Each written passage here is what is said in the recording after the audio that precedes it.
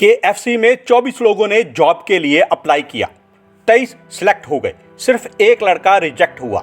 वही लड़का आगे चलकर चाइना का सबसे बड़ा बिजनेस एम्पायर बनाने वाला था। उसका नाम था जैक मा। चाइना 1960s, एक छोटा सा शहर हांगजाऊ, वहीं पैदा हुआ एक दुबला पतला सा लड़का जिसका परिवार गरीबी से जूझ रहा था।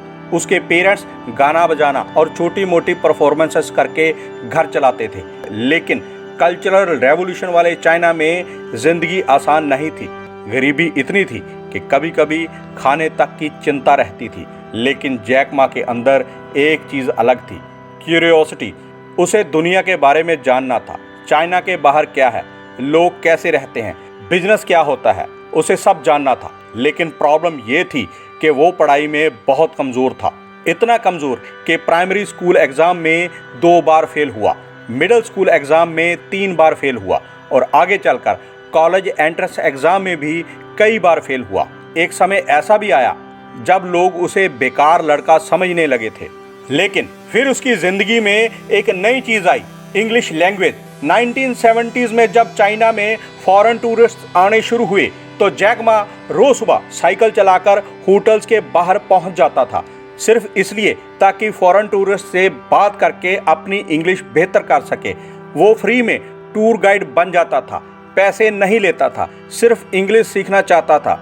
यही उसकी ज़िंदगी बदलने लगी। एक ऑस्ट्रेलियन टूरिस्ट फैमिली उससे इतनी इम्प्रेस हुई कि उन्होंने उससे दोस्ती कर ली। असल में जैक मा का पैदाइशी नाम मा यूं था, लेकिन उसी फैमिली ने उसे नया नाम दिया जैक। फॉरेन टूरिस्ट से मिलते मिलते जैक को पहली बार एहसास हुआ कि उसके छोटे से शहर के बाहर भी एक बहुत बड़ी दुनिया है। लेकिन स्ट्रगल्स ख़त्म नहीं हुई थी। कॉलेज एडमिशन के लिए उसने बार बार कोशिश की और आखिरकार कई फेलियर्स के बाद उसे हांगजाऊ टीचर्स इंस्टीट्यूट में एडमिशन मिला। यहीं उसकी ज़िंदगी धीरे धीरे बदलने लगी। जैक मा एक गरीब स्टूडेंट था और टॉपर भी नहीं था, लेकिन उसमें कॉन्फिडेंस था और सबसे बड़ी बात, वो लोगों से जुड़ना जानता था। ग्रेजुएशन के बाद उसने जॉब्स के लिए अप्लाई करना शुरू किया, लेकिन यहीं उसकी ज़िंदगी का सबसे पेनफुल फेज़ शुरू हुआ। उसने लगभग 30 जॉब्स के लिए अप्लाई किया और हर जगह रिजेक्ट हो गया। Police jobs reject, hotel job reject, KFC 24 लोगों ने अप्लाई किया, 23 सिलेक्ट हुए, सिर्फ जैक मा रिजेक्ट हुआ। इमेजिन करो कैसा फील होता है, हर जगह रिजेक्शन, हर जगह फेलियर, हर जगह नो। लेकिन शायद यही लगातार रिजेक्शन उसके अंदर आग पैदा कर रही थी। आखिरकार उसे इंग्लिश टीचर की नौकरी मिली, सैलरी लगभग $12 पर मंथ। लेकिन इसी दौरान जैक मा एक ऐसी चीज़ देखने वाला था जो उसकी पूरी ज़िंदगी बदल देगी। 1995 में ट्रांसलेशन के एक काम की वजह से जैक पहली बार अमेरिका पहुंचा। वहीं उसने पहली बार इंटरनेट देखा। उस समय चाइना में इंटरनेट लगभग अननोन था। क्यूरियोसिटी में उसने कंप्यूटर पर सर्च किया बियर। अमेरिकन बियर दिखी, जर्मन बियर दिखी, लेकिन चाइना का नाम तक नहीं था। जैक शॉक हो गया।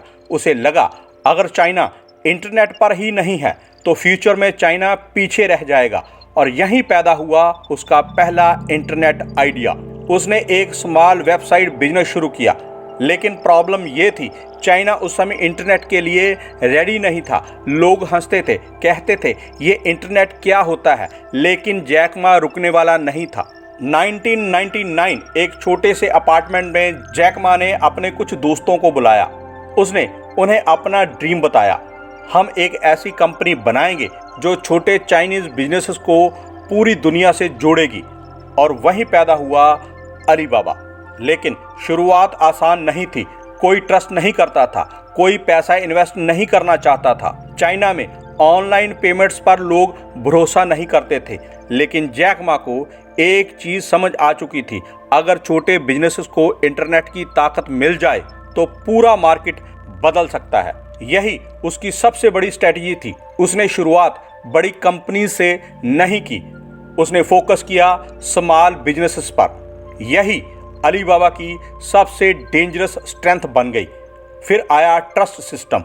लोग ऑनलाइन पेमेंट से डरते थे, तो अलीबाबा ने बनाया अली पे। एक ऐसा सिस्टम जिसने चाइना में ऑनलाइन शॉपिंग को नॉर्मल बना दिया।